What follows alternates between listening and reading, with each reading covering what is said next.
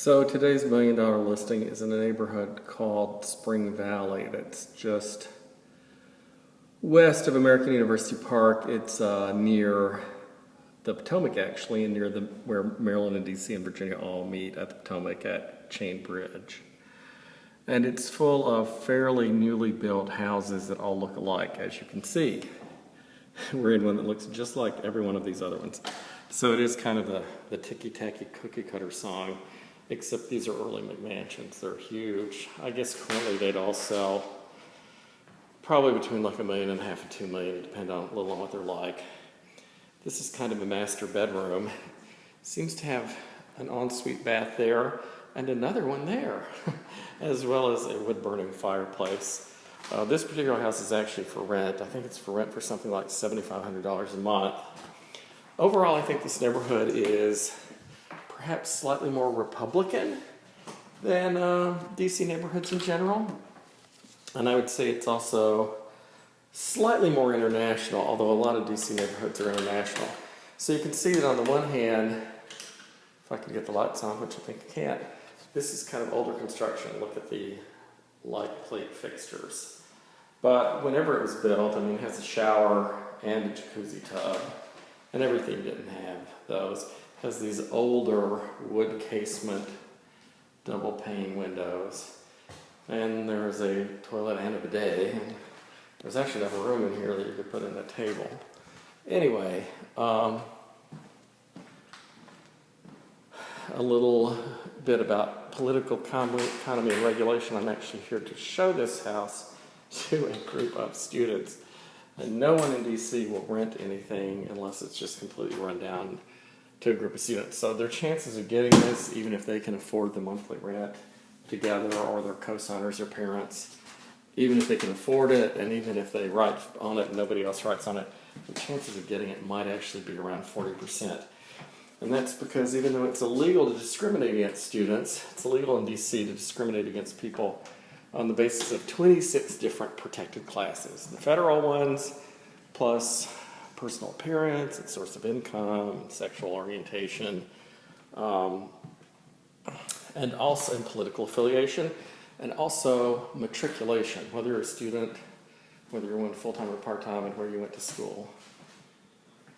It has a fairly expansive, as you can see, if you can see it through my reflection, and the reflection of weird buttons on the back of my recording device. It has a fairly extensive backyard. We'll go down there and look at it. Anyway, so what happens with students now? You can't actually say, I will not rent to students. So what people do is they say, I will not rent to people who have an income below a certain amount. Of course, the students and their parents, especially in DC, because American University and George Washington University and Georgetown are all terrifically expensive colleges, their parents, the people who are going to co-sign, may actually easily, especially when you put 2 or 3 of them together, have income. Hey! I'm up here videotaping. I got here early. Did you get in? Yeah. I'm videotaping and giving my audience of 3 people who look at my YouTube channel a little lecture.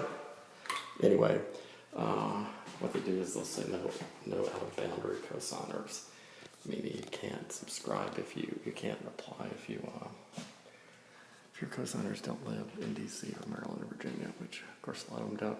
So this is a children's bedroom because it's got this ceiling with the I'm surprised she didn't just tell you to come look at it with her on Friday, but I know who this agent is, and she's got kids, so she probably just didn't want to come do it.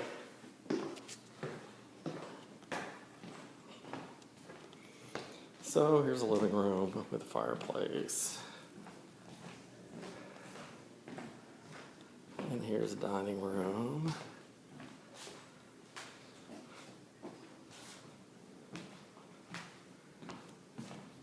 Will, is that you or is that a new person? No, that's a new person. Okay.